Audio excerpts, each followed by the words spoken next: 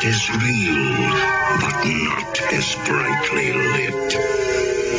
A dark side.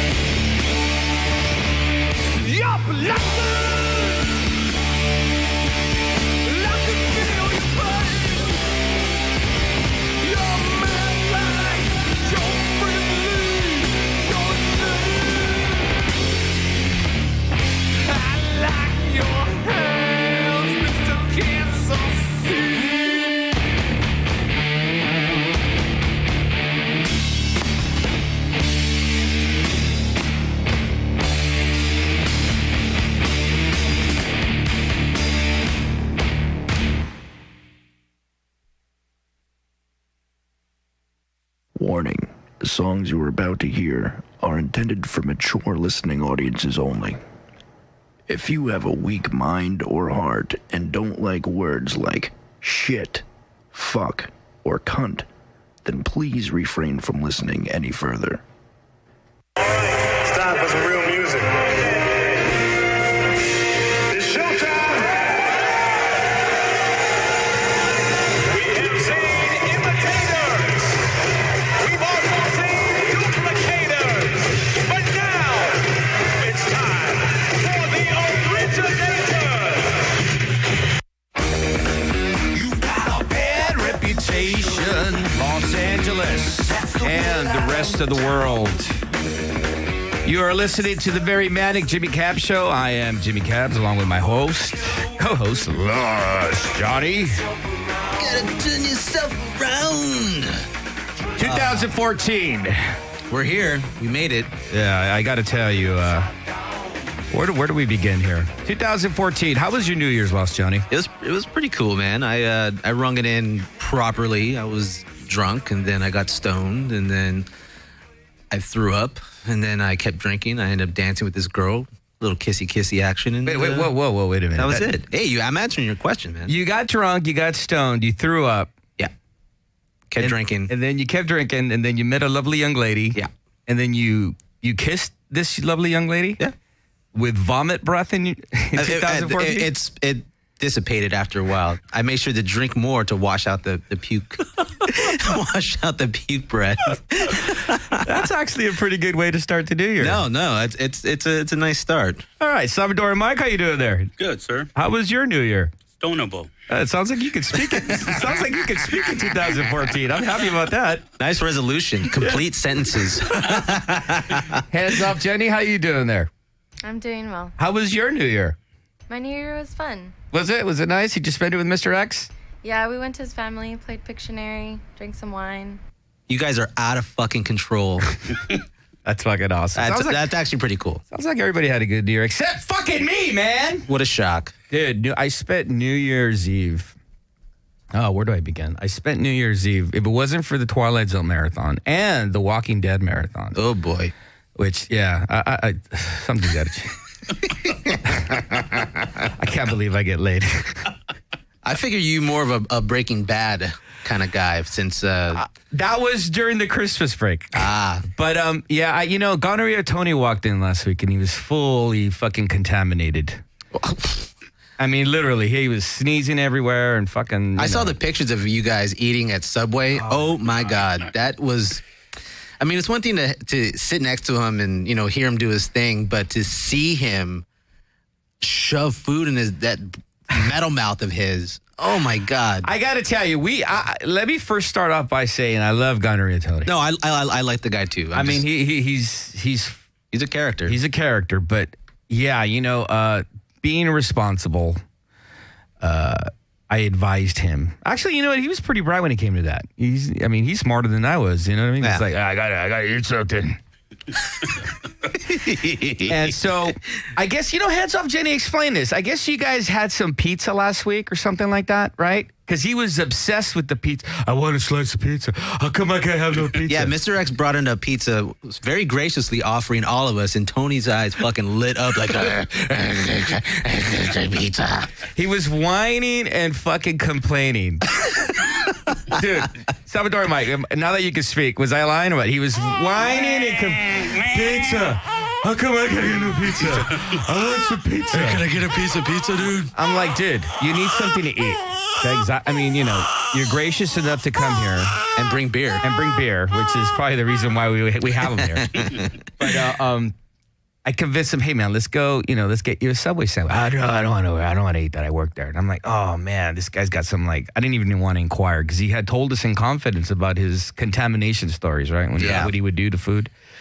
And so, to make a long story short, fucking Salvador and Mike walked us all over downtown like two fucking idiots. And I ended up putting my foot down saying, this is ridiculous. I was like at my its wind. I was wit's end. Whatever. That's how I rate. I'm getting irate now. Yeah. And I said, fuck it. Just walk in there and eat, dude. And it was the most... Do we have images of him eating? For those of you that are watching the show, look at these images. So foul. What you don't see, though, is that I'm sitting right across from him. So his fucking teeth mangling the sandwich is dripping everywhere. Then his mom calls on the cell phone, right? Oh, boy. And, hey, I come from a Latin descent, so it's not me being fucking, racist or nothing. But he's like, Ma. And he's spitting. Food is just spitting out of his fucking mouth all over my sandwich. Ugh. I'm just like, dude, like, what's wrong with you? Like, are you like fucking mental or what the fuck? And I'm sitting there looking at Mike going, okay, This has to. why is he here? Yeah. Why am I hanging out with this guy? Well, this is what's interesting. Apparently, Bay Cortez from Sadistic Intent is a great guy. Swell guy. And we love Gonorrhea Tony. I think he's supposed to call in. I don't know if he's calling in. He's probably fucking banging some prostitute or something. But he posts these photos of him and Bay Cortez from Sadistic Intent, like at some fucking chicken wing place drinking beer. Yeah. And Bay just has the look of an angel, like fucking, dude. Yeah, like that guy is really a nice guy. Because I'm like, how does he hang this guy fucking like? How does he hang eating food with this guy? Because I've seen the way this guy eats. It was disturbing. I saw the picture. I mean, that's a pretty close proximity. I mean, imagine it's one thing for a sandwich, but then you got like barbecue sauce and beer and. No. Disturbing. What New Year's resolutions do we have for 2014, guys? Lost Johnny? Well, More weed? more weed, and I'm gonna make it a point to go somewhere new this year, as I Elaborate. tend to do. If not for the band, for myself, I need to get some more stamps in the old passport. It's been a while. So you're going to travel? Yeah. I used to, when I had money, I used to love traveling, and I used to love exchanging bodily fluids in other countries and absorbing the culture as well. Sure. What about you, Salvador Mike? Let's see, more stone, and that's it. I don't think you need to get more stoned. That's a man with focus right here. What about you, hands off, Jenny? What resolutions do you and Mr. X have for 2014? I don't really have a resolution. I didn't think about it. This year was kind of like, the next day you woke up and it's January 2014. I thought she'd be like, getting out of this fucking show. I know. Or, it could have been worse. Like, it's January. Or, it's Gonorrhea Tony. That's a pretty shitty way to start the year. I got to tell you, my New Year's resolution is to try to find a job. I've had. I mean, you know what? Someone close to me said, "Dude, you're hanging out with Salvador and Mike and Gonorrhea Tony. Like, really?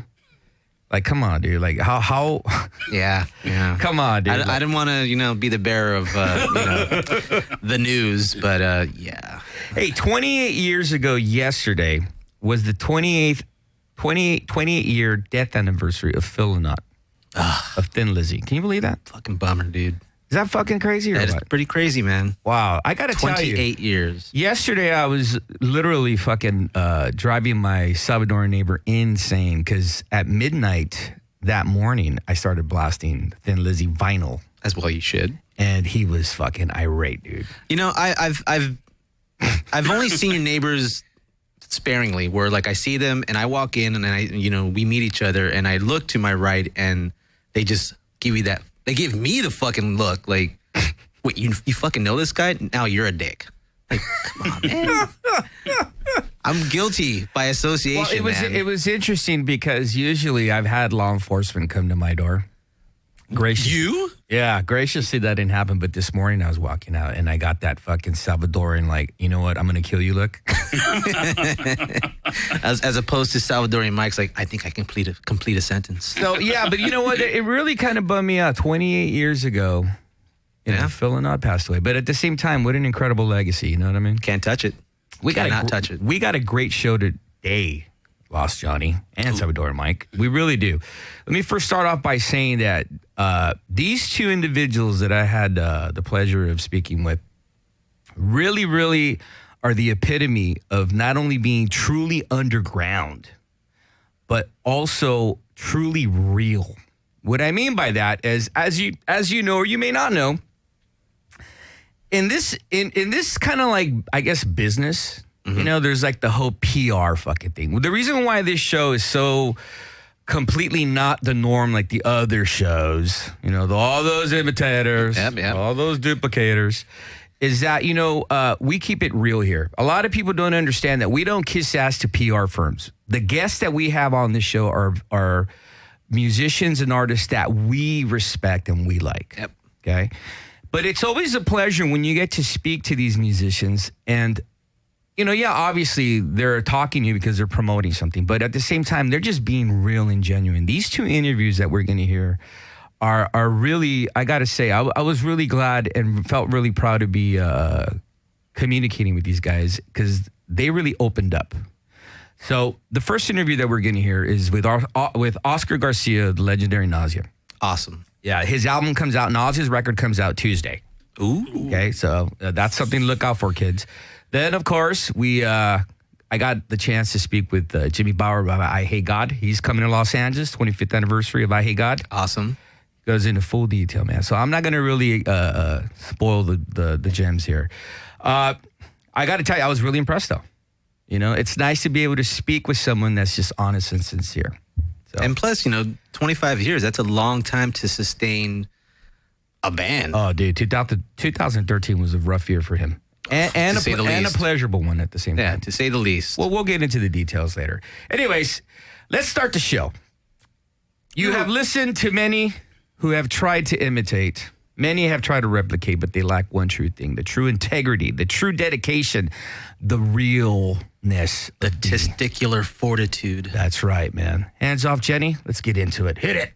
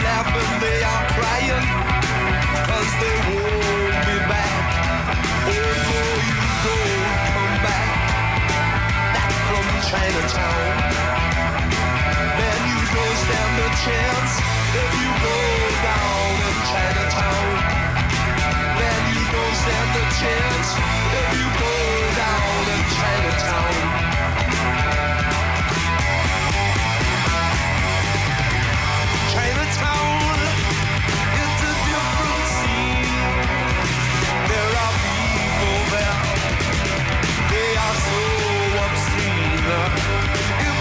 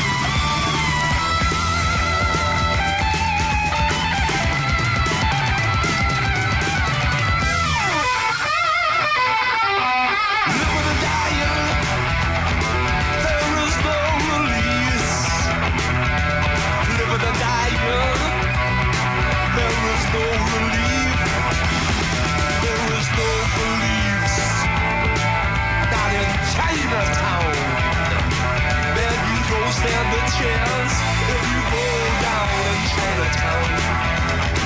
Man, you don't stand a chance if you go down in Chinatown.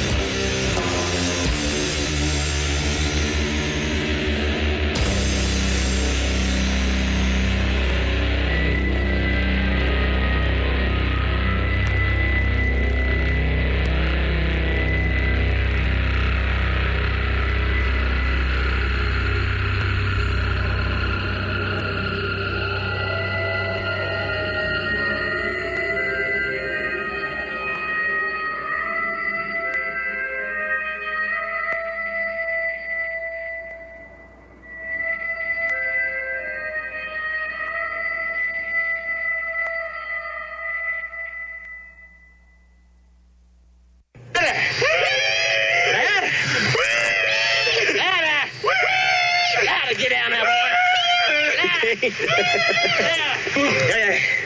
bridges there. Yes, sir. You need better than that, boy. You need better than that. Come on, squee up. Squee up.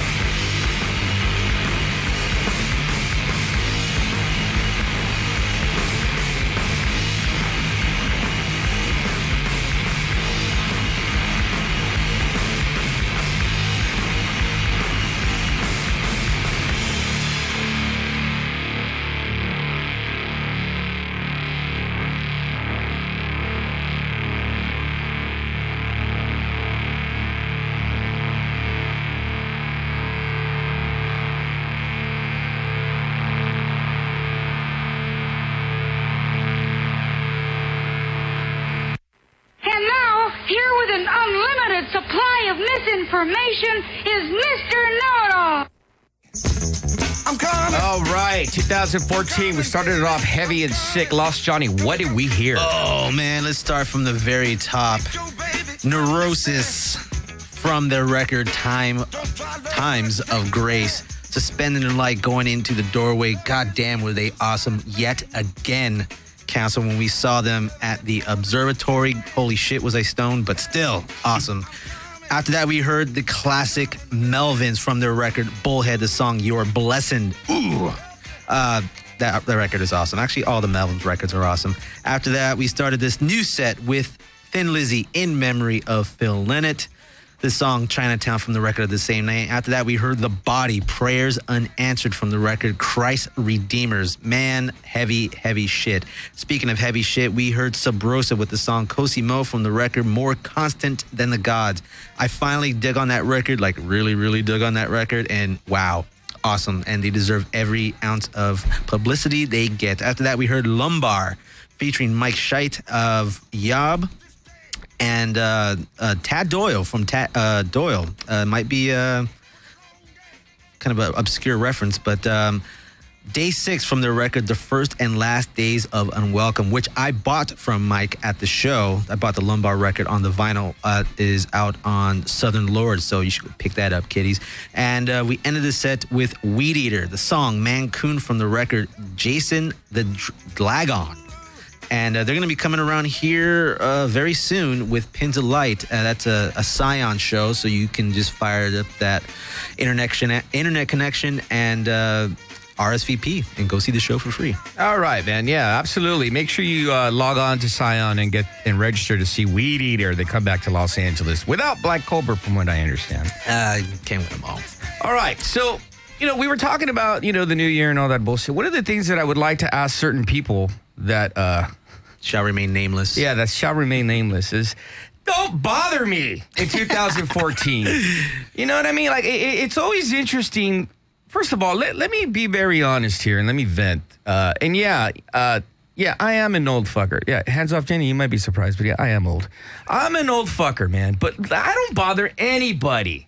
I try not to inconvenience anybody. Lost Johnny, do I bother you? Do I inconvenience you? Far from it. Right, Salvador Mike, do I bother you? Never do. Right, I don't bother nobody. Don't bother me. Now, I suffer. Let me say this. I don't think I have a problem, but, apparently I do. I suffer from a mental condition called leave me the fuck alone. I don't bother nobody. I'm not antisocial. Okay, you can come up and talk to me. I'm friendly. But don't come up and ask me for shit. Don't come up and fucking, I think you and I have the same mental... I'm already agitated. I think you and I have the same mental issue in that... we were from El Sereno, and you just don't talk to us. Listen, we don't look hostile, but we're very dangerous individuals. Okay, we grew up with real serious shit, real serious people.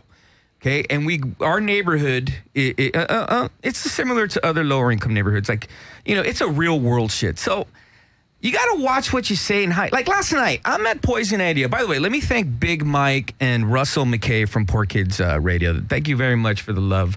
But last night, there was the crowd was so annoying. And I'm not talking about because they're young. These dudes are similar or close to my age. There was a range. Well, this fucking guy's all fucked up, walking back and forth, fucking bumping in. First of all, the place was so tiny.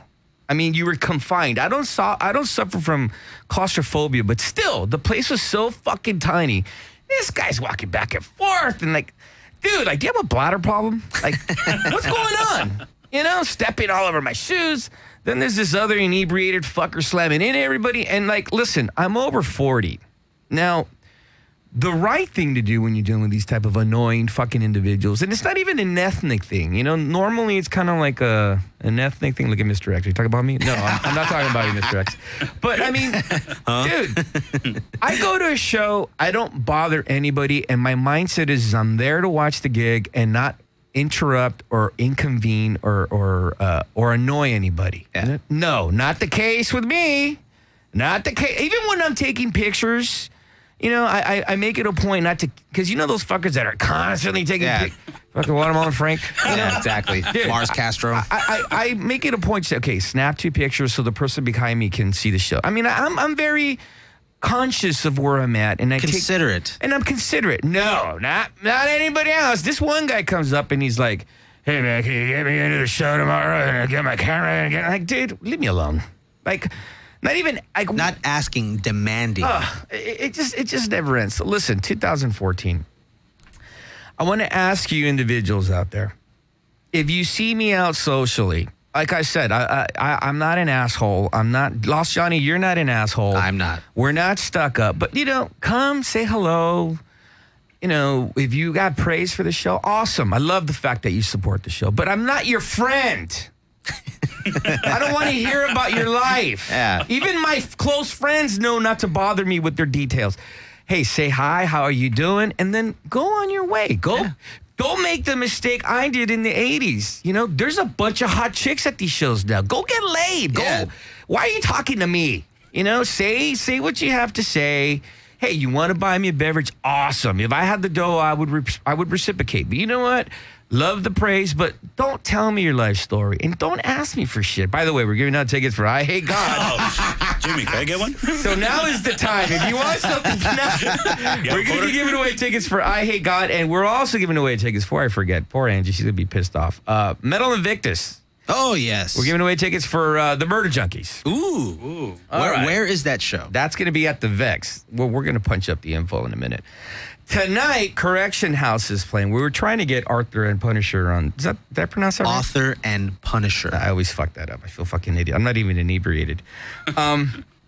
Why don't you say it? Author and Punisher are opening up for Corrections House, who are playing tonight at the Echoplex. This is one of the very few shows they're going to be playing. Actually, this is the first time they played in Los Angeles. Right. And this is the only one of the handful of shows they're probably going to be playing all year. So, very special. You should be able to go. You should go and check this out because it's fucking gnarly. Who is in that band? Why don't you let our audience know? On vocals and noise would be Mike Williams from I Hate God and Scott Kelly from Neurosis. So it's going to be heavy, it's going to be intense, and it's going to hurt your ears. Yeah, man. So make sure you go out and see Corrections House, and Author and Punisher is opening the set. Are we able to get him on the line?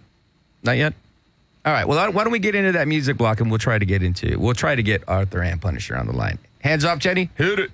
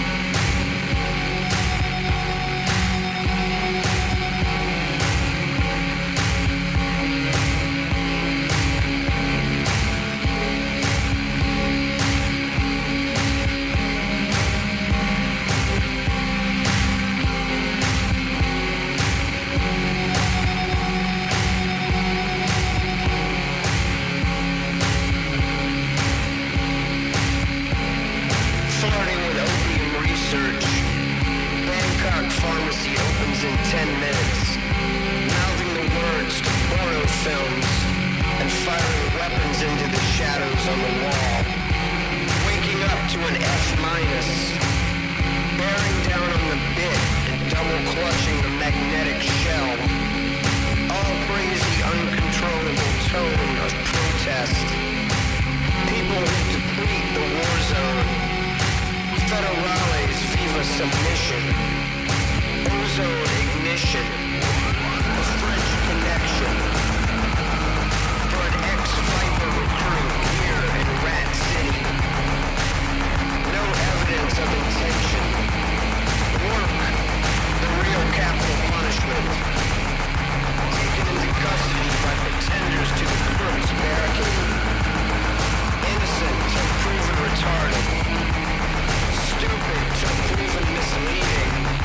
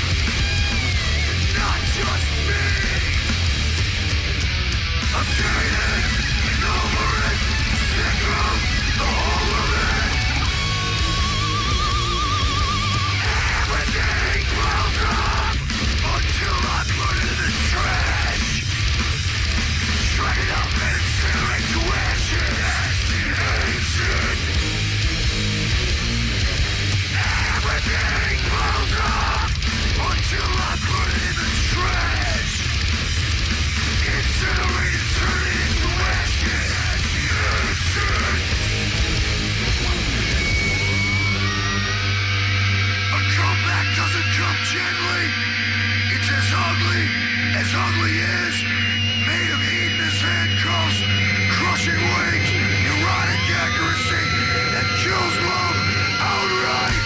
So burnage.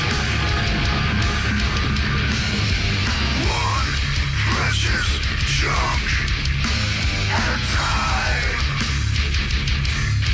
There's no waiting between the lines. So burn it.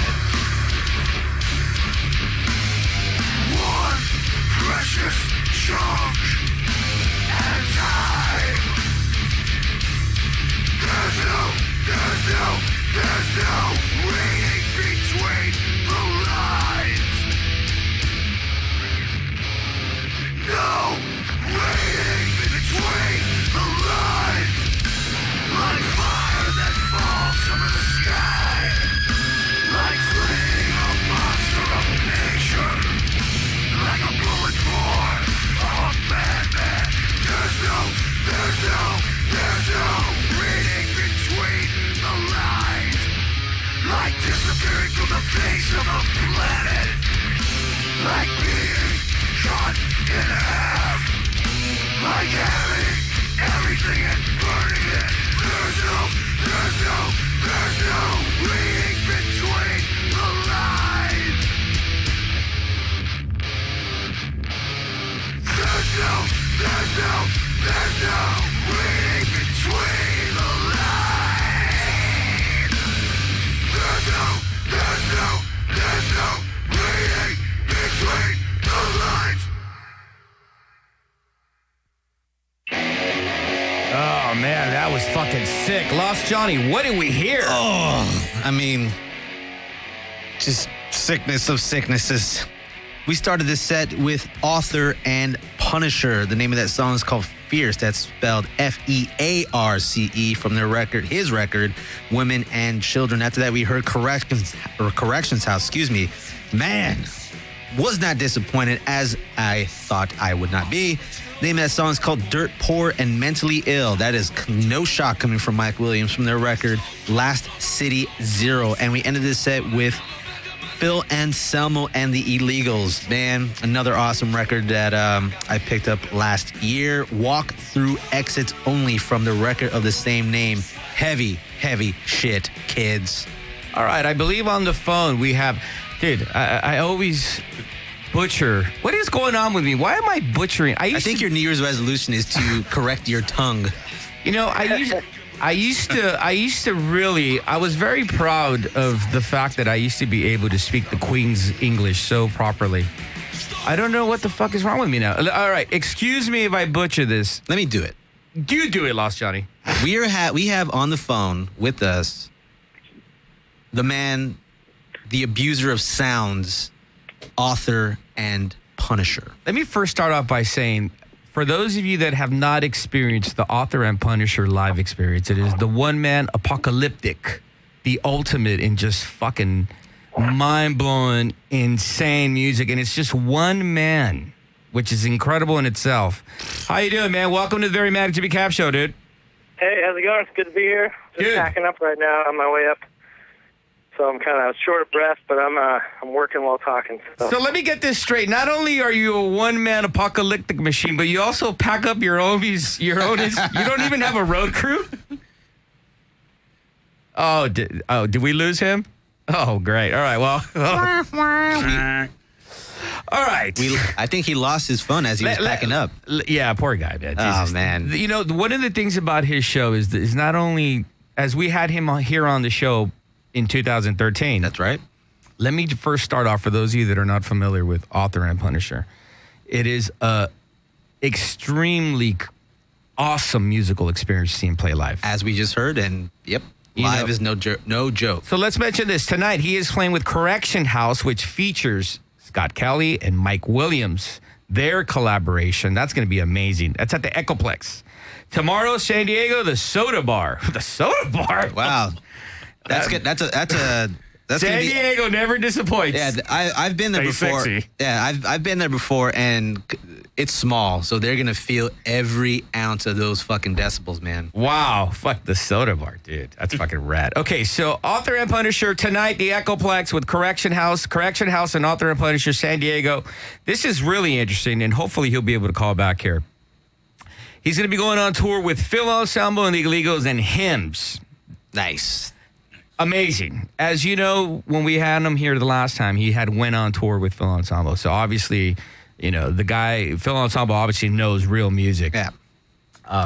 So make sure you keep an eye out on that. He's Author and Punisher will be on tour with Phil Ensemble and Hymns. That's going to be a sick fucking tour, man. And of course, again, Los Angeles tonight, the Echoplex Corrections House. All right, do we lose him? Is he gone? Yeah, he's gone. Well, I'm sure that's what he wanted. Yeah. He's like, hey, I'm playing. I'm coming up. I gotta go. Hey, you know, one of the things, you know, that's also mentioned. Make sure you pick up his latest record, Women and Children.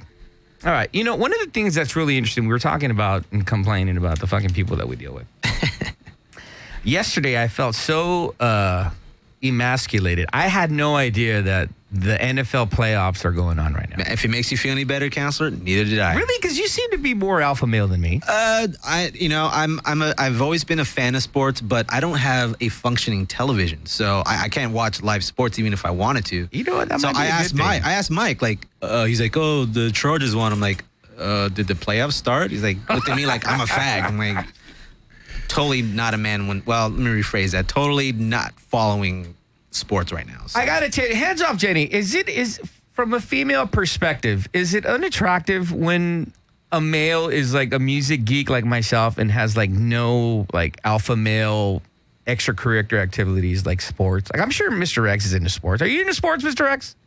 His sport is hiking. Oh, dude, I got more balls than you.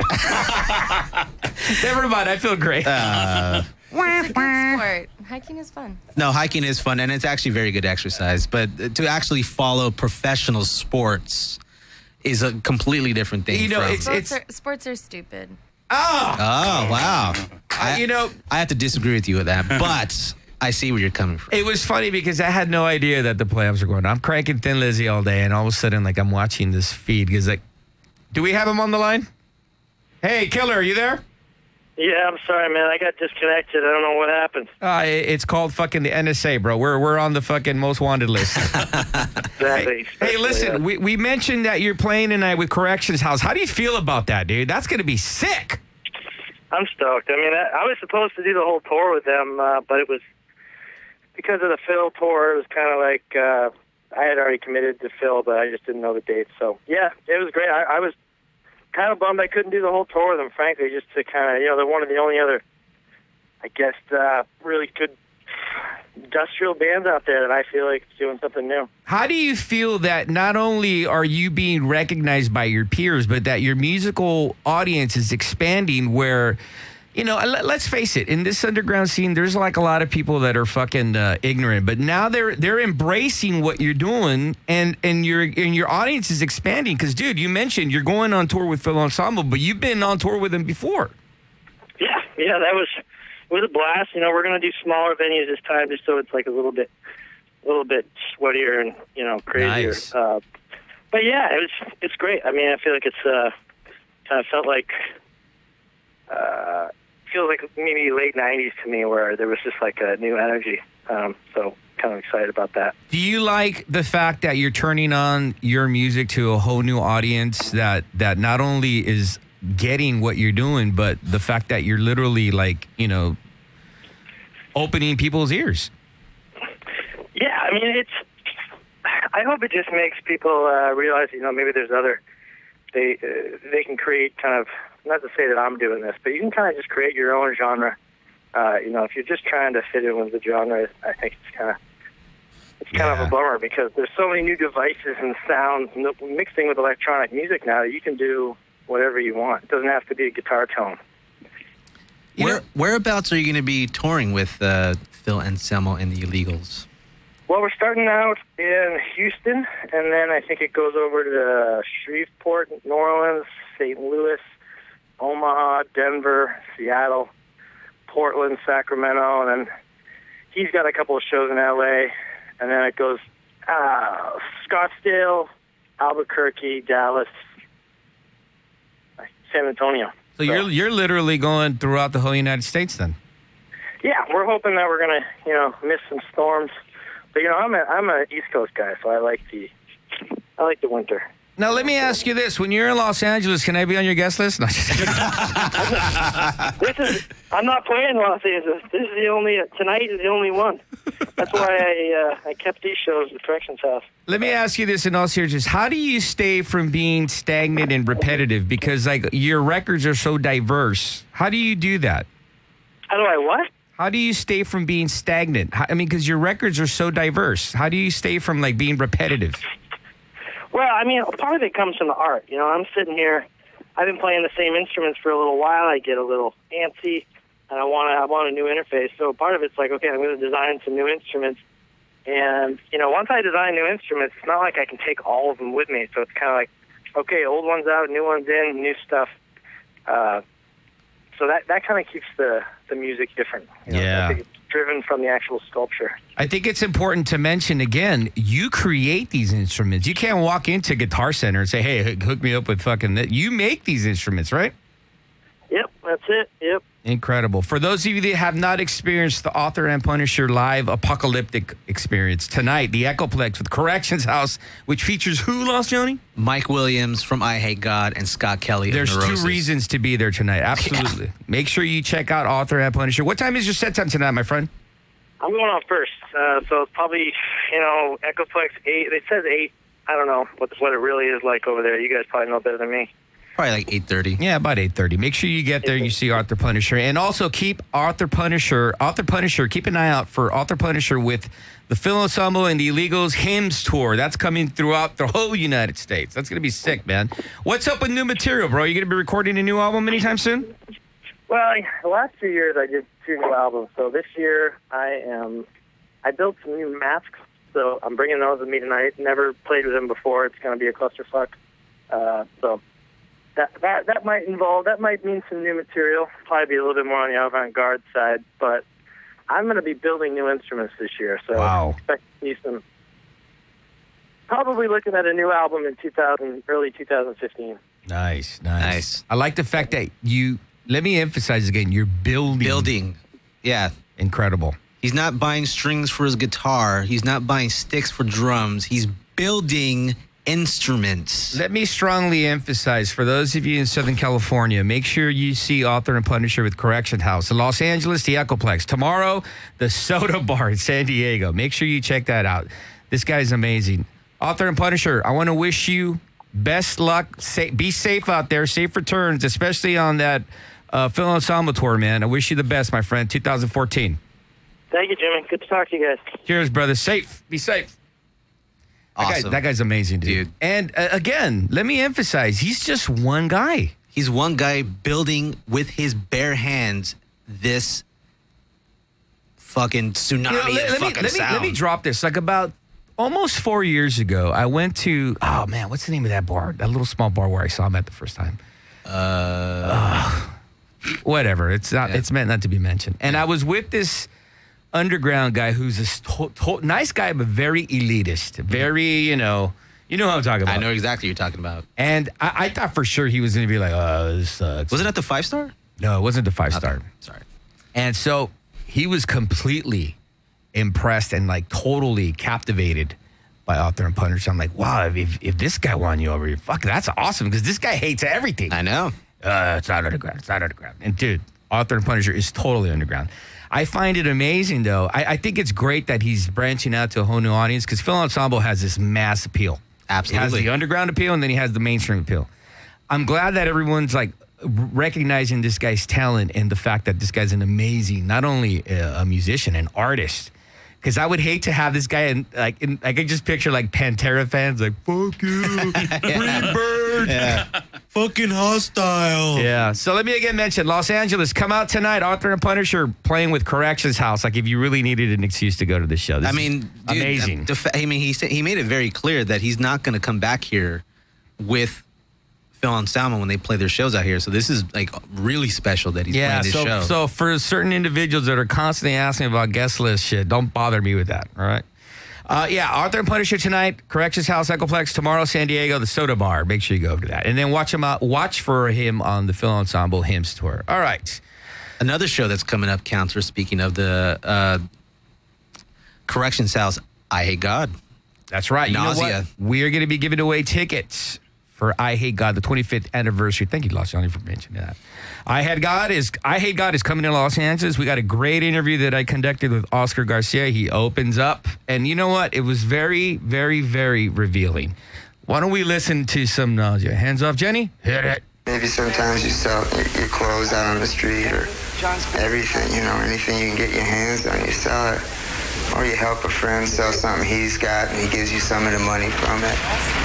I mean, you don't have to hurt nobody to keep a drug habit in this city. This is Chelsea. Yeah, right here. What do you want? So far, so good, man. Dope tastes pretty nice. Yeah? Yeah, nice pepper hit too, man. Yeah. Sometimes I think, what would it be like if we didn't have dope? Dope money has a lot to do with the economy of the city. Because it does bring in a lot of money from different states. A lot of people come up from Connecticut, lost it all. So it's just resort to shooting drugs and shooting drugs and shooting drugs.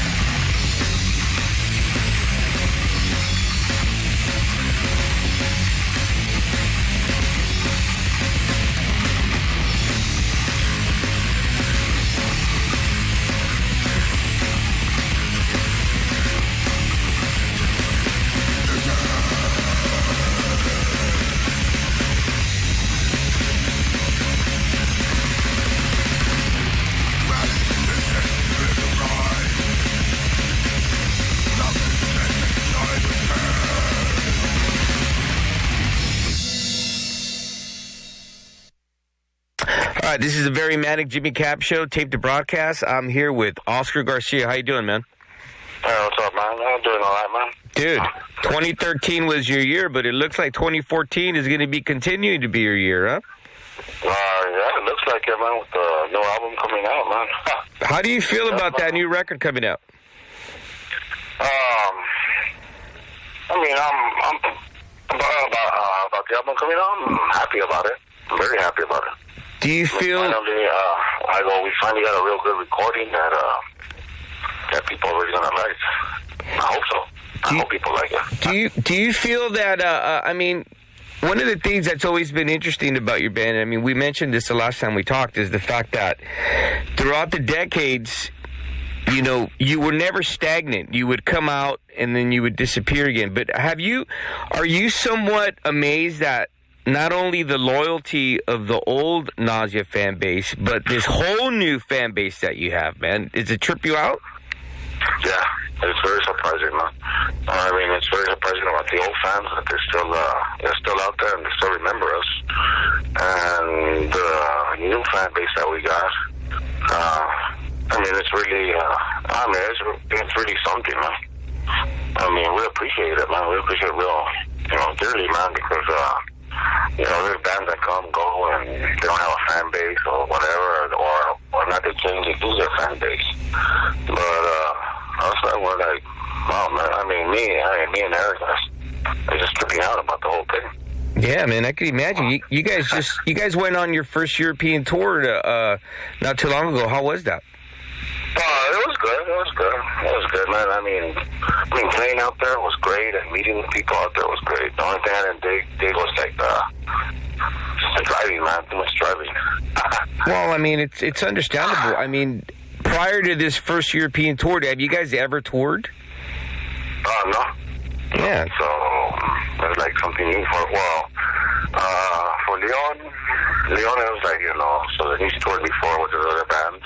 And same thing with Alejandro, our bass player. But for me and Eric, it was our first time. It was our first time, so it was a big surprise for us. Yeah. But, but we love playing. We just love playing, and we just love meeting the people out there. Because we got to meet a few people that we used to actually back then used to ride to back and forth. It was basically in Italy, a couple of friends of ours. Wow. They actually went to the show in Italy and actually got to meet them face to face, and it was just really something, man. And I know a friend of ours that was real happy, man, and we finally made it out here. Yeah. It took us long, but we finally made it. Do you think that, let's get a little more in depth here, man. I mean, it's no secret that, your prior bandmates and Terrorizer, they went off on other projects where they ended up experiencing that lifestyle early. Do you think that you're the winner in all this because now you're enjoying it at this age where it means a lot more and it's especially more pleasurable for you? Yeah, of course, man. Because I also have Jesse, God rest his soul. He left out early. He was young, the whole thing, and he did it for many years. And same thing with Pete. And I was here, and struggling with the band I'm with now. And of course, when we get opportunities like this and get stuff like that, I mean, it's we don't take it for advantage, man. Yeah. Because of all the years of disappointment for us, and back then trying to make it and then not making it, and then boom, it just happened now. But it's just a big surprise for us, and we're just enjoying it, but in other ways, so that we don't take advantage of it. Yeah. We just we have other things, so that we're not saying that's not important, but other things in life that are much more important than this. Yeah, the priorities, like your family, right? Yep, exactly. My family comes first for me and Eric. Would it be safe? Would it be safe to say, Oscar, that part of the reason why the longevity of the band is because you have been grounded. You and Eric have been grounded, and you've had your feet basically in the real world with your family, where let's just say, other musicians at a younger age, they go off and they end up making the mistakes that tend to happen in this type of realm where longevity doesn't last. You know what I mean? And now at your age and where you're at, it's a double treat because you're with your family, that's solidified, and now you have this family where you can also branch out, and it's been a very welcoming experience, man. Yeah, well, exactly. You got everything right, man. The thing is because, like I said, like before, I go for the years of disappointment. Well, to us, it was like kind of disappointing because, back then we weren't, I'm not lying, we were trying to make it back then. Mm-hmm. Not getting signed by anybody or just coming out with these little independent labels and stuff like that. And, thinking that, that we just did it and we never really think people really care about our stuff. And, all of a sudden everything's going up. And like you said, of course, it just humbles somebody. I mean, year after year. And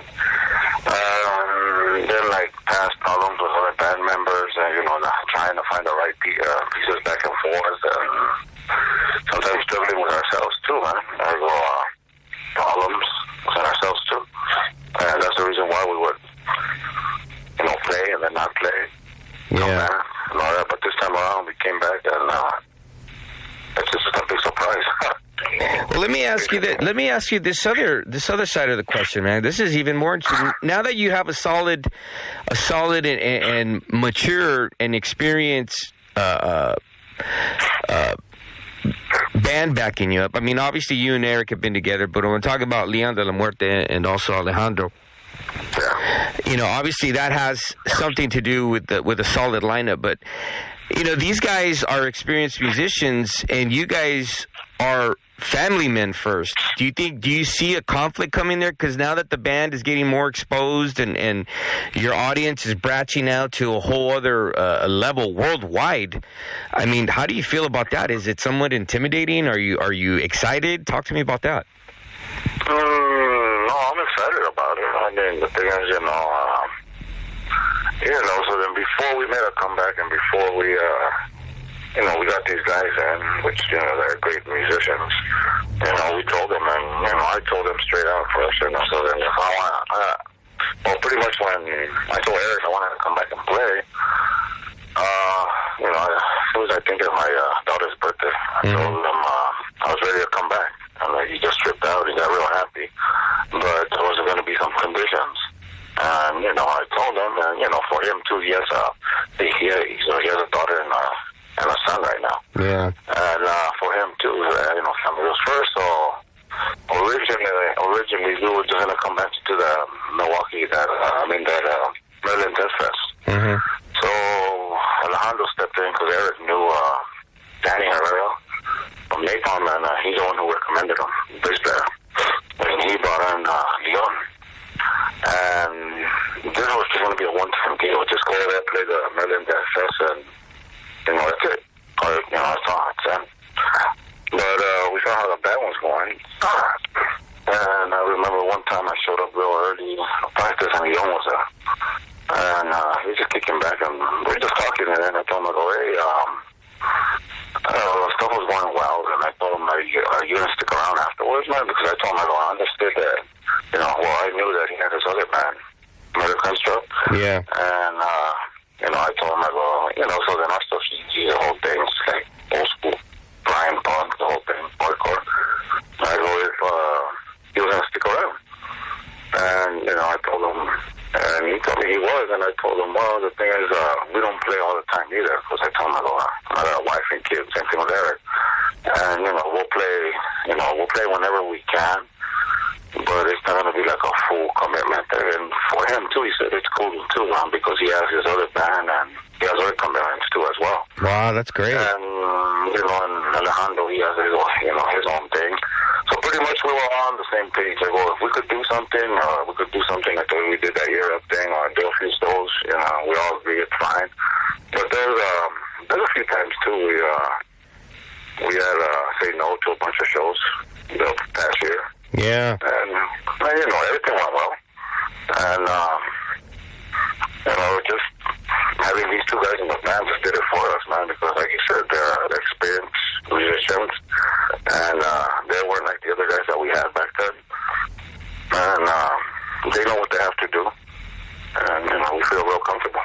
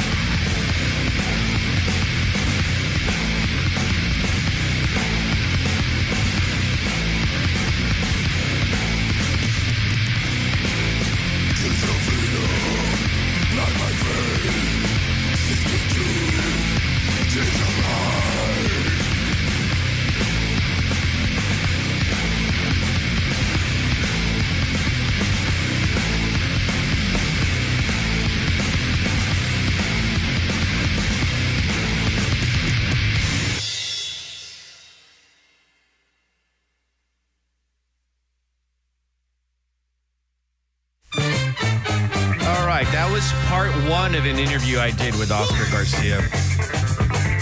I got to tell you, Lost Johnny, one of the things that I really enjoy about talking with Oscar is the fact that he's real, man. He's no illusions with that guy. Let me elaborate even more. I mean, Terrorizer is a band that not only worldwide has been influential, and they were way ahead of their time. And obviously it spawned, Jesse Pintado and Morbid Angel, Napalm Death, Pete Sandoval. But there was for those of you that are outside of Los Angeles, Nausea was consistent throughout those decades. People were under the impression that Oscar Garcia wasn't doing anything. No, he was doing Nausea, man. And what I really like about the fact that he opens up and he's honest about not only his trials and tribulations with that, is the fact that the guy has always been very humble.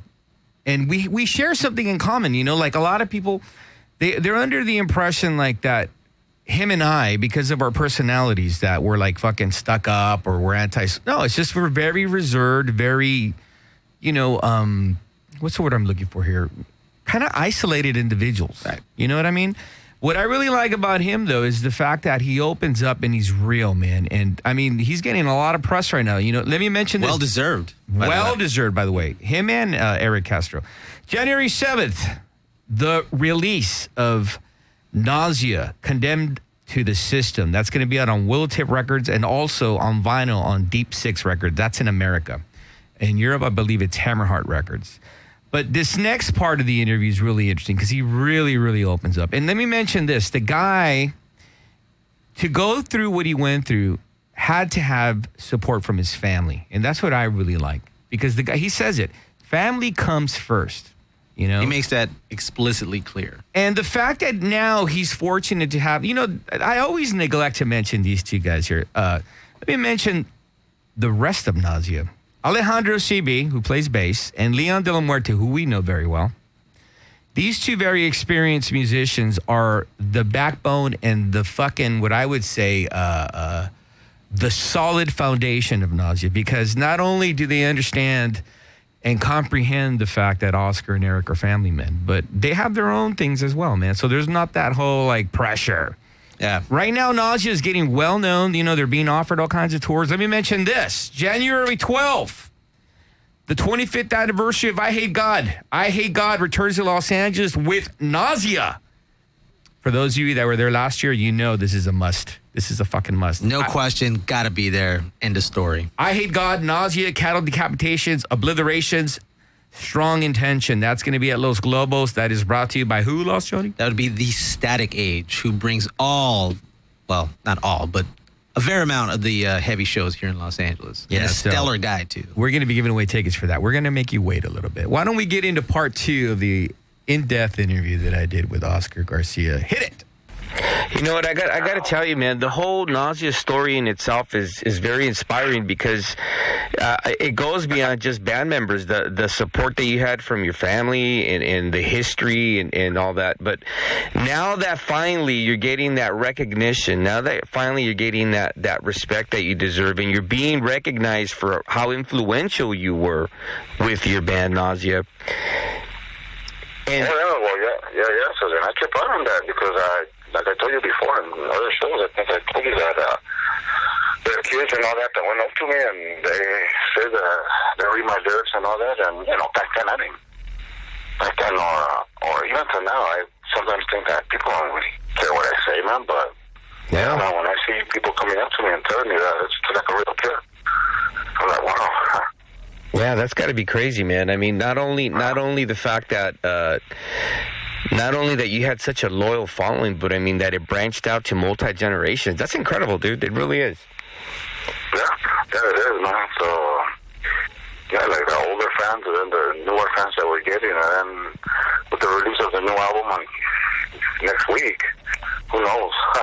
Well, when you wrote Condemned to the System, did you, what was the mindset, man? What was the mindset on that? I mean, did you, because honestly, the Condemned to the System was going to be, that was going to be, and a lot of people don't know about that, and that was going to be the follow-up to the Terrorizer album. Wow. Downfall. And then the second album was going to be Condemned to the System, but Jesse took off and Pete took off, and I had that title for the longest time. And when me and Jesse were talking about him trying to get me back into Terrorizer and come back with the second album, and, you know, that's where me and him got real bad at the things, and, you know, I told him, I go, well, in one deal, I'll come back, I write everything in a night powder, and he said that he had the album Dark Days Ahead, and that him and Pete wrote all the songs already, and I said, well, forget it then. Yeah. Because pretty much I had this as a second Terrorize album, but, you know, it was a good title. And I said, what the hell with that, man? I'm going to use it for us now. And, you know, the songs are our songs either way. And the set for it is just like, basically this album's going to be, it's a little bit different than The World Downfall. The World Downfall is more political and the whole thing. This is more personal. It's like stuff that people deal with life. Yeah. It's like, you know, probably darker sides of life. And, you know, and that's pretty much about the whole album. It's like that. It's just stuff that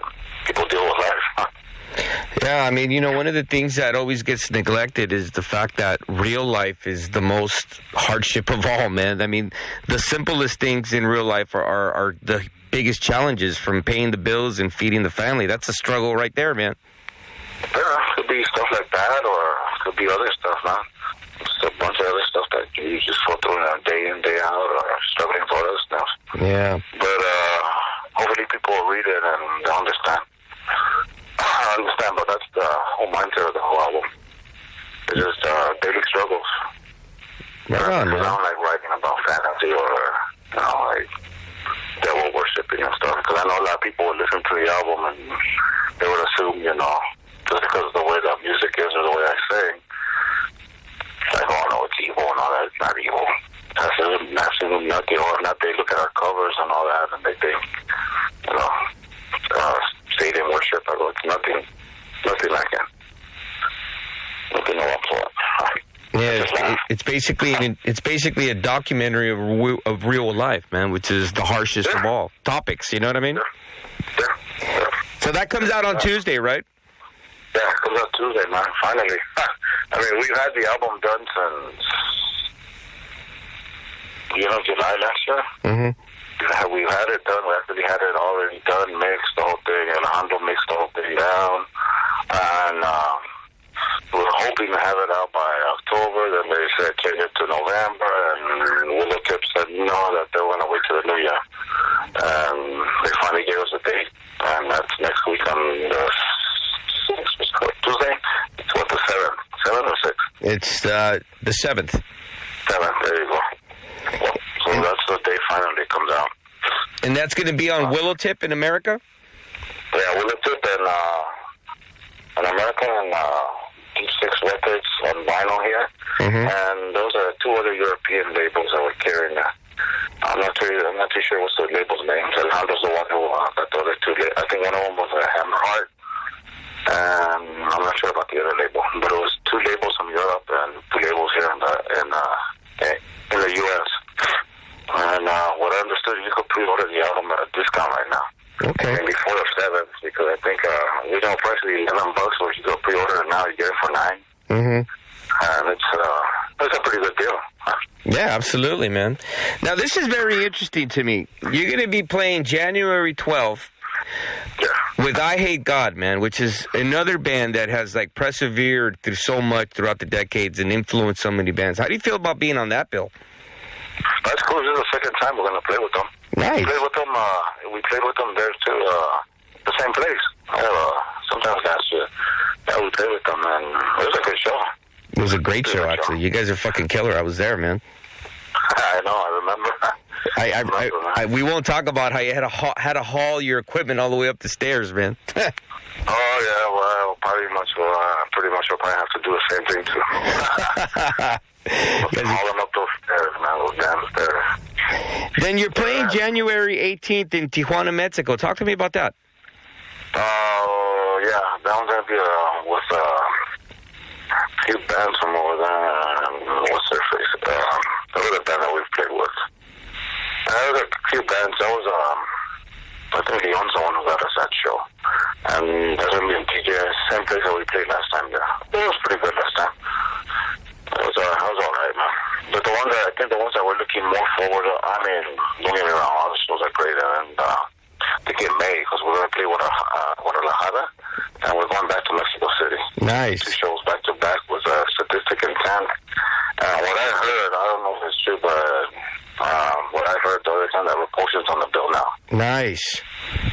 So it's going to be Repulsion on Statistic and a few other bands. So, yeah. And then supposedly we're waiting for the confirmation. We're supposed to be playing in Philadelphia at the end of March, but I don't know what happened. I don't know if it's still going on, but Philly Fest or something it's called. Right. We're doing that one, and then in the summer we're going up to the Dead Fest in Oakland, I think. Wow, you guys are really busy this year, man. Well, it's cool like that because they're spread out, man. Yeah. It's not like we have to do like one back to back.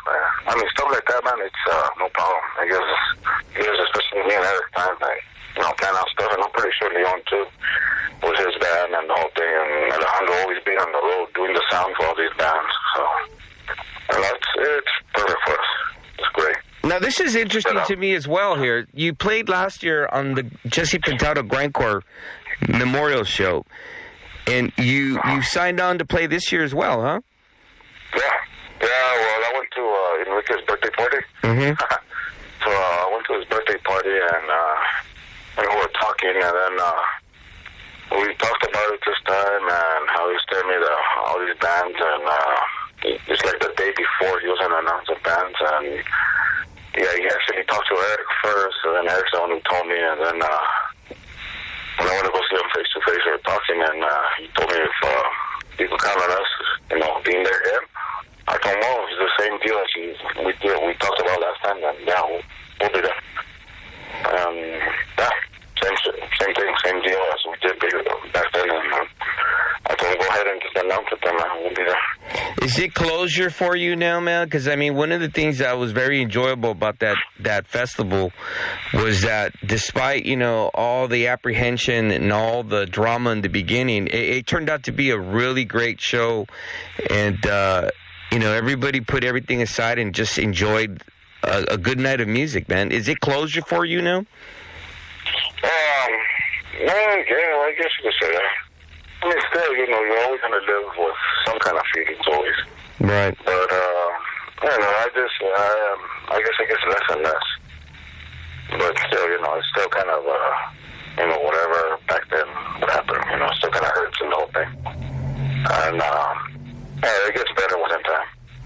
Yeah, man. I would say that, time is the healing factor in this. And, I mean, not to in any way, shape, or form sound disrespectful to anyone else, but in the end, you have come out the victor, and you are now reaping the fruits of your labor, dude. Well, yeah, I guess. I said before, it's like it's a big, it's trippy with everything happening. Some big surprise. Everybody digs everything now that we, come out in magazines, the whole thing, and back then, nothing. And, I told you before, when I came back to with Eric, I told him, we'll do it for fun this time. We weren't trying to get tired, we weren't trying to do any of the stuff that we did, and we ended up doing it. Yeah, man. That's crazy. I remember, I told Eric, we'll come back. We'll do this, and we'll see what happens afterwards, but we'll just do it for fun. Well, there you go, man. We weren't looking to record another album, and we weren't looking to do this, and bam, everything happened. Yeah, you know what? And the real rad thing about it is if for some strange reason it starts affecting you and Eric's heads, you got some ladies that'll put you guys back on check, bro. Yeah, pretty much, but no, I owe my wife a lot. She was there from the beginning, too, as well. That's great. I mean, she knows the struggle I went through. Hearing people about Jesse, both terrorizer thing, and we're thinking Jesse wrote the whole thing, which wasn't, and Pete, and, that I was just only the singer. I'm like, yeah. But she was there. She was there from the beginning. And she knew, she was there at the shows and everything, and I'm pretty sure, I think she's tripping out on everything that's happening now. I don't know if she don't show it, but it's just like a surprise. Yeah, man. Well, I got to tell you, man, this is a great story, and I wish you the best. Condemned to the System comes out Tuesday on Willow Tip Records. And what is the other label? It's going to be on vinyl on Deep Six Records, but that one's going to be out in March. The vinyl's going to be out on March. The CD will be out this Tuesday coming up. But on March, the actual vinyl from Deep Six Records, I don't know why so long, but that's what Bob said. Right. Eric was talking to Bob, and he said by March it should be out. And then the other two labels in Europe, I think that Hammer Heart, and then the other label, I don't know which one was it, but for sure one label is a Hammer Heart Records in Europe. Right on, man. We'll make sure everybody gets out and picks up that record. And also, don't forget, January 12th, the return of I Hate God with Nausea. That's going to be sick, man. And January 18th in Tijuana, Mexico. And a lot of other shows that we mentioned, man. It's going to be a busy year for you, man. Good. You know what? I wish you the best, bro. Oh, thanks, man. Thank you. Thanks for taking the time to talk to me. All right, man. No problem, man. Cheers.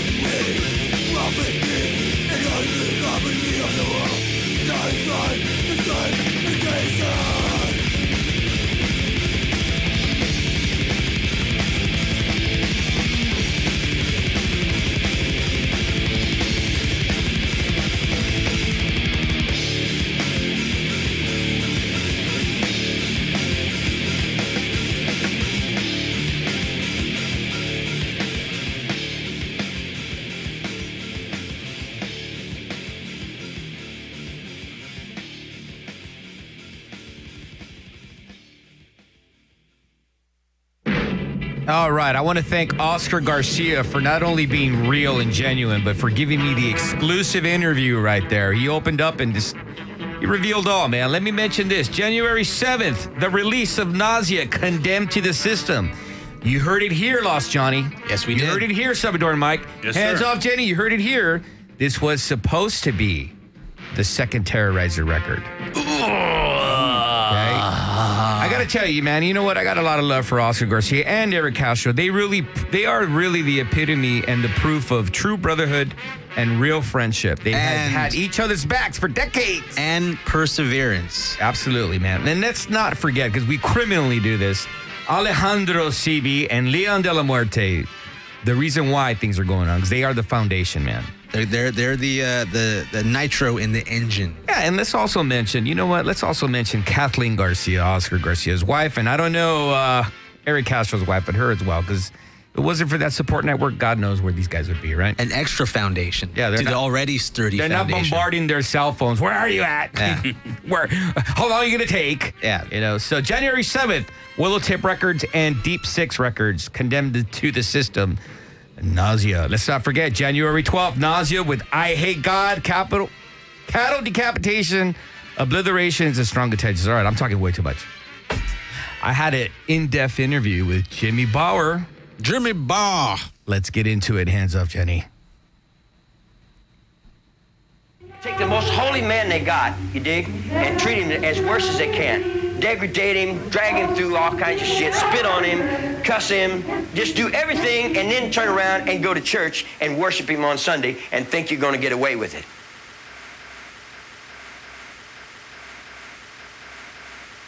Don't work that way.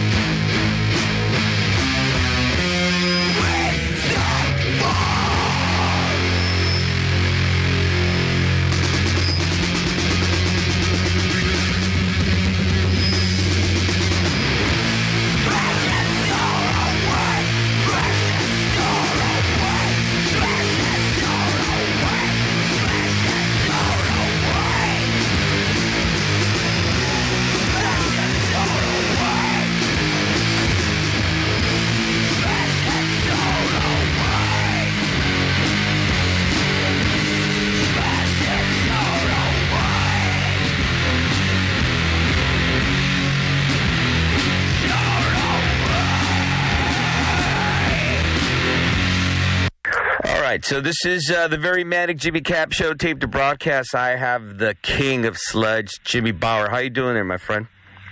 Doing good, brother. How you doing? I'm doing good, man. I got to tell you, 2013, you really got a taste of the life cycle.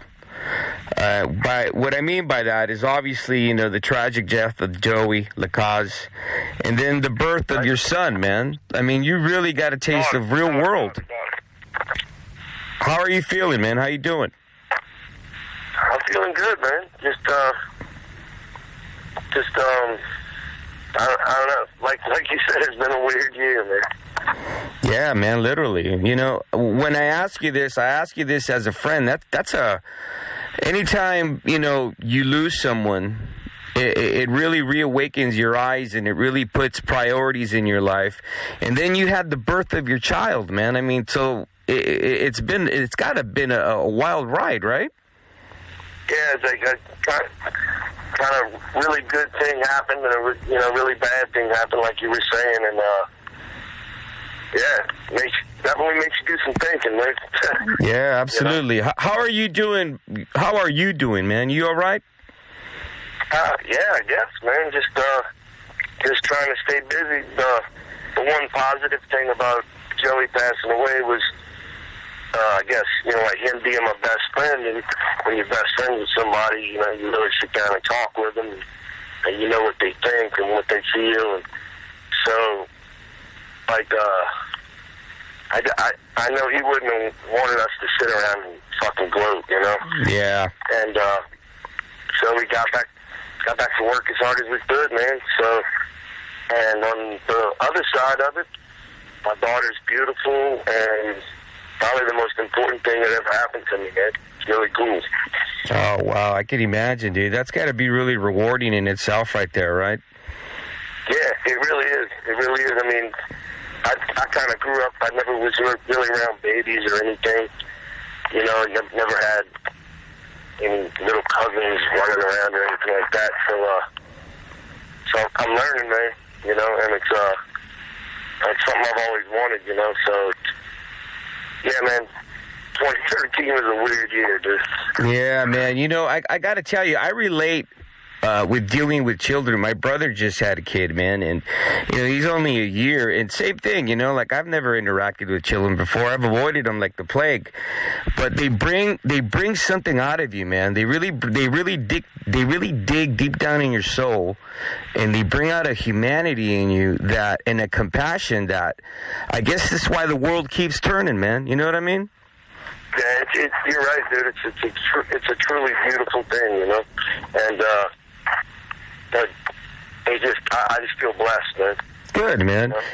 Do you feel that after what you've gone through, because as you mentioned, obviously staying busy is a healthy factor, but when you hit the stage the first time, man, that must have been really the test for you, right? To be playing and not having your best friend there?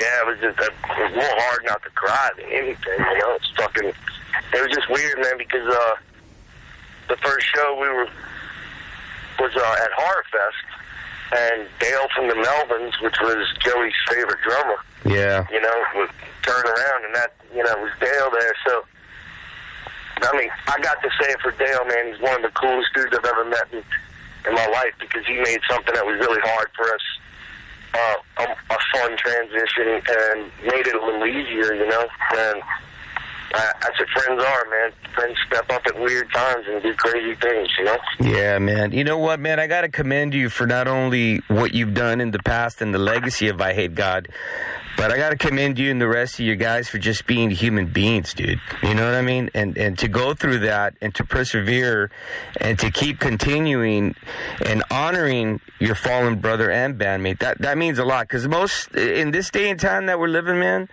people don't even cherish that, man. They just move on and they discard people like nothing. You know what I mean? Yeah. I mean, I had experienced death, but not like I've never been super close to a bro like that, and it's just That was weird, you know. It was weird, but you know, you got to move on, man. Yeah, life goes on, man. Like you said, it keeps the world going around, you know. That's right, man. And you know what? What a way to start 2014, man. Okay, so now you're a father.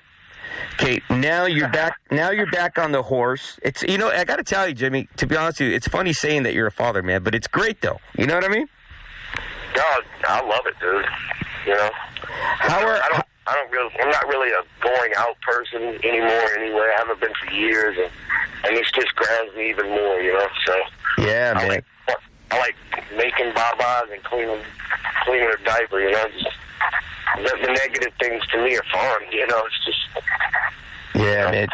Cleaning a diaper is not a positive thing. Cherish those moments, brother, because I'm telling you, they go by quick, bro. Yeah, the shit gets bigger. How are you guys ready to tackle the world, man? The 25th anniversary of I Hate God. My God, dude, has it been that long? Jeez. Yeah, a quarter of a century. That's crazy, man. Dude. It's been not, I mean, we didn't put a record out until 91, but the band, the inception, and we started jamming around late 88. So, yeah, it's been really a long time, and we have a new record coming out this year, which Joey played on. Nice. So that's a big deal for us, you know, is to get that out there. It's kind of like a final closure kind of thing for us, you know. So It's been 13 years since we put a record out, so that's a big deal for us, and it's just really cool that it's finally going to happen. You know? When will that record be released? We're looking at an April, maybe May release. Okay. So just tying up the loose ends, getting the artwork together and stuff, and it looks like in America it's going to be coming out on House School. Nice. And for the rest of the world, that's the only thing that we haven't figured out yet. So it's just we're slowly trudging forward. It's for some reason it's always been hard for us to get another release out, you know. And we feel like if we can get it, don't feel like it. We know if we can get this one out, it'll be a lot easier to keep doing it. So,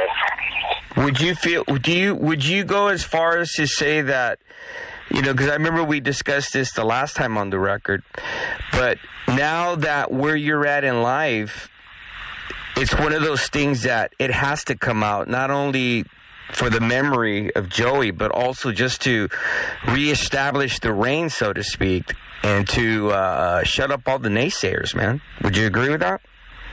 Yeah, I mean, I think this record's got a powerful punch as far as riffs go, and you know, I'm just really proud of it, man. So to see it come out and just have somebody come up and go, you know, anybody come up and go, man, it's a killer record. That's gonna close the door for me. You know, it's like, wow, that's awesome.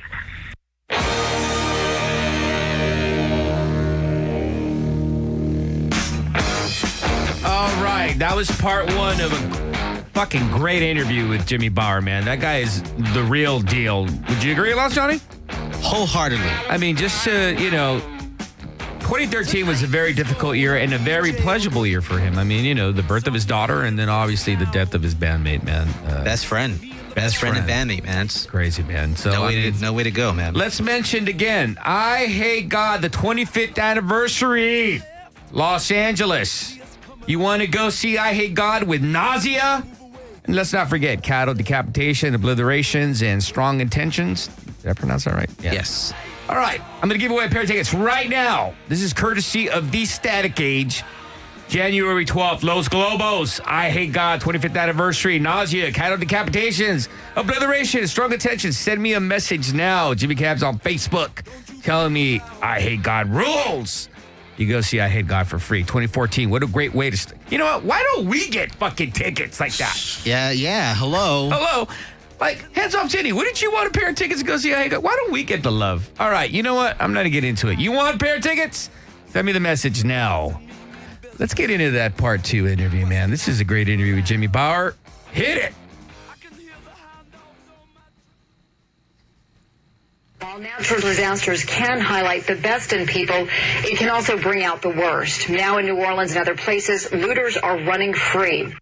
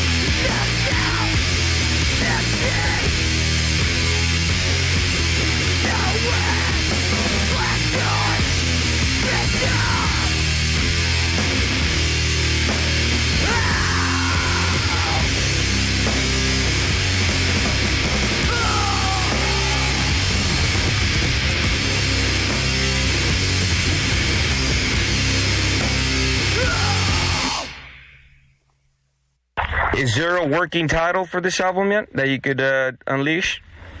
Not right now. We're floating a couple things around, but nothing solid as of yet. So yeah, right on. Looking forward to hearing that, man. I'm sure it's going to be a killer tribute to not only where you're at in life and as a musician, but it's going to be a great testament, man. I can't wait to hear it. Thank you, bro. It means a lot, man. Let's get back to the 25th anniversary, man. You're going to be on tour. You're coming to Los Angeles. This is going to be amazing. The last time you were here, that show was incredible. But this being the 25th anniversary tour, man, I mean, how do you feel about coming back to L.A.? And then after that, you're shooting off to Australia, bro. Yeah, we're excited to be our second time in Australia. And you know, L.A. is always really good for us. And we got a lot of good friends out there, and it should be fun, man. Just get out. The more we get, last year we've probably done about 15 shows now. Wow! And the more we play, just the better and tighter it gets. And our new drummer Aaron Hill, he's a weirdo, man. So I mean, he fits the band perfect. He's really focused. He's a big. He's from New Orleans, big fan of Joey's playing, and like in his own words, he goes, "Man, this is a total challenge for me." Just a really cool and respectful dude, man. Yeah. And which has made it a lot easier for us to continue on. Because Joey had this weird kind of groove, man. And just find somebody to come in and really want to work hard to adapt to it was a winner, And, to be able to come back out to the West Coast and show everybody that we still quit stomping Skinner, ripping off Black Sabbath blues. It's all good, dude. I think it's important to mention, man, that when you're up on stage and you're playing, man, that energy right there, you know that your brother's right there watching you, right? You do know that. Because especially let me go even deeper with you, man, as a human being. Fuck the whole PR shit. Now that you've had your child, you see the true energy of life, bro. Like we never leave, dude. We just go to and transcend to another level. But he's watching you guys play, and he's happy as fuck too. Oh yeah, you can feel it, man. We can feel it, Yeah, man. People rarely talk about stuff like that, But I don't know. I guess maybe because it's hard to explain, you know how it is, man. Listen, man. Some people don't want to get off their fucking their ego thing or whatever. You know what I mean? You guys have always been real dudes, and that's why you've lasted the test. That's why you survived the test of time, and you created this genre, man. Because you guys were real guys, and this is just another chapter and another example to everyone else to follow the I hate God philosophy, man. Just being real.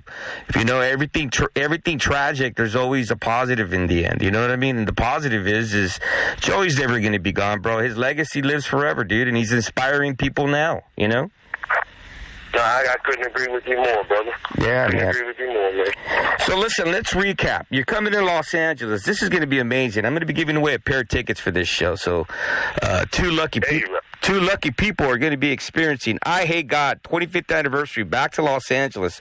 And then you're playing with some amazing bands, my friend. Cattle Decapitation, Nausea, which is grindcore legends here in Los Angeles, Obliterations, and Strong Intentions. That's a great bill. This is good. Man, it should be awesome. Like I said, LA's always awesome, man. And, it should be cool, man. Yeah, man. It's going to be a great show. In a week and a half or something, Time's flying, dude. Now, let me ask you this. When the record is released, are you kind of nervous about it? Because, one of the things that we talk... Not at all. Not at all, right? You're riding that confident wave, right? Dude, I'm ready for it. Because, like I said, it's like Joey was... me and Joey would not all the writing, but, do a lot of writing together. And just kind of his groove, dude, he really shines on this record. And you talk about your boy still being there, maybe he's that dude pushing the shoulders back and, you know, making us go, yeah.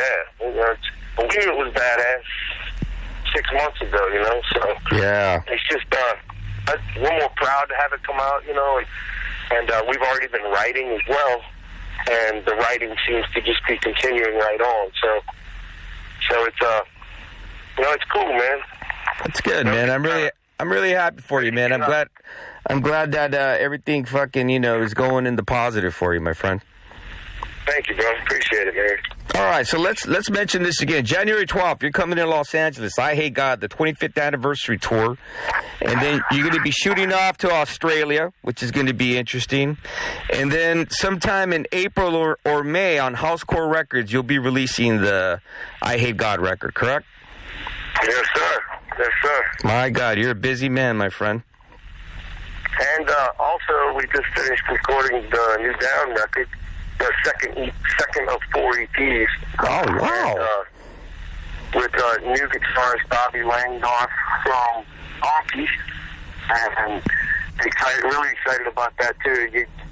It came out really, really good. We went in the studio and recorded 6 songs, you know, basically no old riffs or anything, all brand new.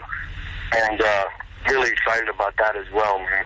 So, you know, when you're a lot to live for, brother. Yeah, man. Let me ask you this real quick, because I mean, this is what's really interesting to artists like yourselves that are so diverse in different projects, man. Like, how do you separate what goes to I Hate God and what goes to Down, dude? Because I mean, they're both incredible, heavy as fuck bands. Well, I think they're both different in their own right, you know, and I guess well, one I play drums and one I play guitar. Even though in Down we all write. Yeah. You know, and it was cool because on the new Down record I used Joey's drums, you know. Wow. And I mean, he had a really, really, really awesome drum set, and it, you know, it just, to me, you know, boom, another honor thing, you know. Yeah. And, I don't know, and you know, it's just fucking, I don't know what else to do, bro, you know? Well, I mean, I don't know what else to do. You know, aside from being a great human being, bro, I mean, you're doing what you're meant to do. You know what I mean? Is bring a lot of joy. I mean, people may find this kind of fucking awkward, but I mean, dude, your music brings joy to people, and that right there is the gift. Period. Thank you, man. That's really cool you say, man. All right, listen, man. I keep it real on the West Coast. I don't play that PR bullshit, man. I keep it real as fuck, dude. Listen, Jimmy Bauer, I want to thank you for taking the time to talk to me. Let's mention this again. January 12th, Los Angeles, the return of I Hate God, the 25th anniversary tour. I find this kind of funny now that you're a parent. 25 years of dysfunctional family abuse. I don't think that's going to be the case in your household, son. You're just pushing the envelope. Oxymoron right there, man. And then, again, sometime in April or May, the release of new I Hate God material on Housecore Records, correct? Yes, sir. And somewhere down the line, the release of Down. Should be right around the same time. Oh, you're going to be busy, man. Yeah, it's just, it's time to write some music, man, you know? Right on, man, right on. Well, listen, I want to wish you and the I Hate God guys a happy New Year, man. I'm looking forward to seeing you. And we send much love to you and your fans and everything that you do, man, to support, you know, bands like us and stuff, man. It's really cool what you do, brother. Thank you, man. Thank you. It means a lot. Thank you, man. I'm gonna see you on the 12th, my friend, and I better. Safe travels, safe returns, huh? Yes, sir. And I send my best off to your family, my friend. Thank you, Jimmy, man. Much love to you, bro. Cheers, brother. You too, man. Is that real or what? As real can be. Is that real, Senator Mike? Oh, yeah. Jimmy Bauer, man. He's a great fucking guy. Jimmy Bauer. Great fucking guy. From New Orleans. Bauer power. Oh, power. All right, let's mention this again. The 25th anniversary. Fuck. Quarter of a century, dude. Quarter century. I Hate God, Nausea, Cattle Decapitation, Obliteration, Strong Intention, The Static Age is bringing to you the fucking epitome of underground. And they're also giving out 2 tickets for the show. Hello, Free Shit Sunday. Get on the fucking ball, people. January 12th, Los Colobos. Do not miss this extraordinary show, man. It's a must. If you're into underground music, this is the real deal. All right. Jimmy Bauer mentioned that I just like saying his name, Jimmy Bauer. Great guy. Yeah. By the way, let me apologize to him. I'm like, hey, the birth of your son. It was like his daughter. He mentioned also, though, that New Down would be coming out. Excited. So why don't we listen to some Down? Hands up, Jenny. Hit it.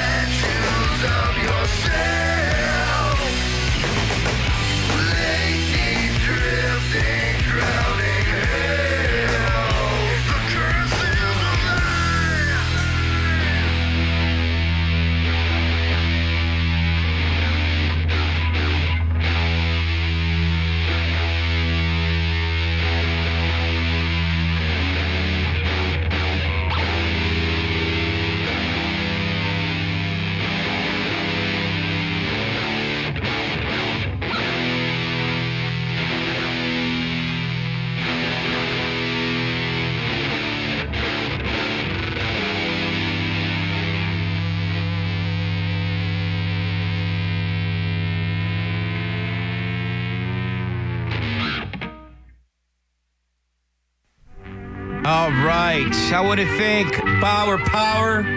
Jimmy Power of I Hate God. I also want to thank Oscar Garcia of Nausea. And let's not forget, author and Punisher. I don't know his real name. I believe it's Tristan. I don't think he wants it revealed. But anyways. I believe it's some other name. All right. You know, it's interesting. Tonight I'm going to go see, by the way, let's not forget. It's very important to mention this. Please, if you see me tonight socially, come say hello. You know, if you want to, I'm very open to positive and negative criticisms.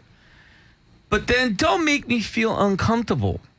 I don't do, Johnny, do you do that? Like, I see a lot of people. Do I make you uncomfortable? No, you don't. But I mean, I see a lot of people that I admire and I'm a fan of. I go up, I say hello, and, introduce yourself like a civil person. And then I leave. I don't just hang around there like, all right, what are we doing next? Hey, what's up, Scott Kelly? You can hang out, man. It is so uncomfortable. Like when people are like, hey, dude, I think you're a dick or I think you're cool. And then they just like linger there. Yeah. Hey, man, do you want As a matter of fact, Salvador and Mike used to do that until I got accustomed to him and I brought him into the show. So now he's part of the team. Hey, kid. He would just stand there. Like I'd be out there with my lady friend and he'd just be right there like, hovering like a vulture. And like my female friend would be like, okay, dude, like, what's up with this guy? Always on the video. Oh, it's in the video.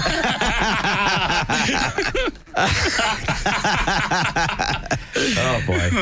Boy. Lost Johnny and I, we ventured out to, by the way, before I get to mention, Poison Idea, the last date of the Conquest of Southern California tonight at Loaded. Yeah, it's going to be a good show, man. That's brought to you by the Poor Kids. We already gave away tickets for that last week, so make sure you enjoy that show.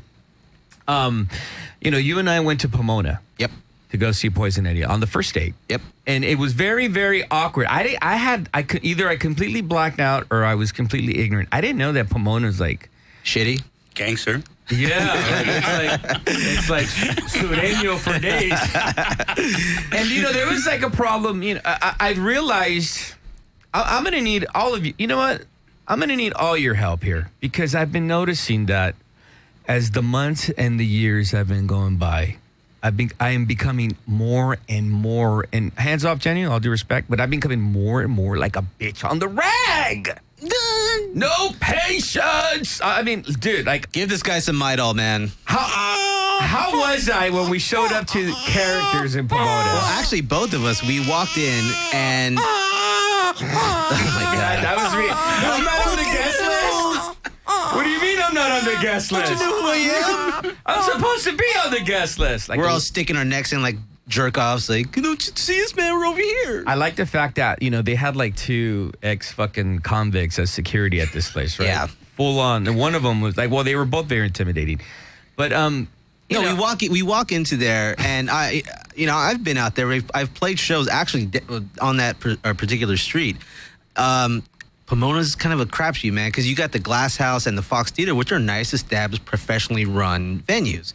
On the other side of that street, not so much. I mean, it's just kind of not a free-for-all, but it's definitely lacking in structure. So we walk in there, and yeah, as soon as we got to the door and the whole guest list thing wasn't happening, and that guy gave us the attitude, he's like, guest list, there's no guest list. Yeah, fuck off. I'm like, And the security guys are giving us that leer, like, get the fuck out of your homes. Yeah, you guys are pussies. Yeah, you get the fuck off. I'm like, what annoyed me is one of the oversized security guys, right? Obviously a fucking no stranger to the penal system. Yeah, ex-convict.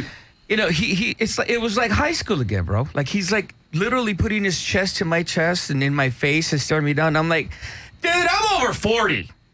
I sue people now. Like, get the fuck away from me. Yeah. You know what I mean? Like, cut it out. It's ridiculous, man. Grow up. But I realized that, you know what, maybe I need to tone it down a little bit with the rock star shit. You know what I mean? What? I'm not on the guest list? Bullshit. Yeah, but we made it happen. But again, that show was, the band was awesome. Poison Idea, yeah, they were great. Who we watched the show with, I was tripping out because, you know what, how old are you?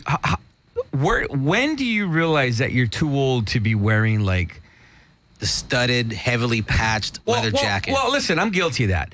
But like, dude, brand new Hot Topic fucking punk patches. Yeah, you can smell the fucking new smell of it all. Yeah, so. you know what? Let's all get around. I mean, the whole point is, we saw this. We were actually talking about this as it was happening. Yeah, we're being dicks. We're total being dicks. And it's just like, dude, you're 50. You have gray hair on your temples, and you're still charging that shit up like it's like the Exploited's playing in '83. No, dude, no. Your time has passed. Hands off, Jenny. Do you find dudes with fucking punk rock studded jackets at 50 attractive? Yeah, when your receding hairline for your mohawk starts in the top of your skull, you got problems, man. You got to let it go. Like if we're any better, dude. Like my whole wardrobe is like nothing but underground rock t-shirts. I'm wearing one too, and I'm going to be wearing these until they disintegrate. But the point is, I'm not going to be wearing a fucking leather jacket and have a purple mohawk when I'm 60. Come on. Oh boy! All right. Let it go, dude. All right, let's stop because I'm the one that gets the brunt of all this shit. People come up to me. All right, Friday, January 10th. Last week we had a great interview with the legendary Mike Nieder of Blast. Blast, Nails, 16, The Shrine. There is no reason to miss this show. No, I'm not giving away tickets for this. If I'm lucky, Phil Barrow gave me some promo posters to give away. Maybe we'll get them signed. But no giveaway tickets. But you should be there anyways, Friday. Dude, when they open for Neurosis, fucking sick. Amazing. That got me riled up to see this show, and I will be going to this show. If you don't know the story behind Blast's release, Blood, make sure you listen to last week's podcast. We're going to end the show with some Blast. I want to thank each and every one of you. Fantastic job in 2013. First show of 2014. Last year and this year. Let me rattle off the songs before we finish off what we played in case you all forgot. Alrighty. We started the set with Nausea, Control from the record of the same name. After that, we heard Nausea again. Fuck the World from the record Images of Abuse. After that, we heard Freedom of Religion from their new record Condemned to the System, which is coming out in the next 48 hours. We ended that song set with Terrorize a World Downfall from the record of the same name. If I have to describe that record, you should not be listening to the show. After that, we heard I Hate God, International Narcotic from their record Preaching the End Time Message. After that, we heard their latest record, 7-inch New Orleans is a New Vietnam of the same name. And we ended that set with Down, The Curse from Down 4, part 1 of their EP releases, the purple one. And we're going to end this set with Blast from their new record, Blood. I guess the name of the song. And also who's going to be opening up for them? Venice's own The Shrine from their record Primitive Blast. The song is Louise. Happy 2014, Counselor. Thank you for listening. See ya.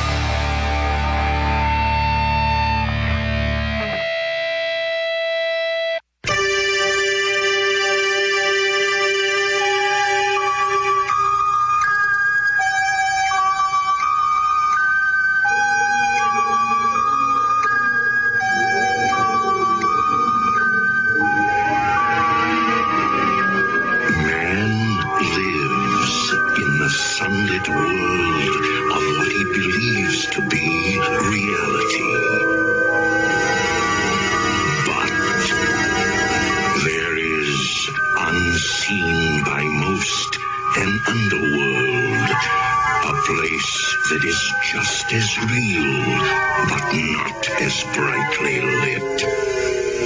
A dark side.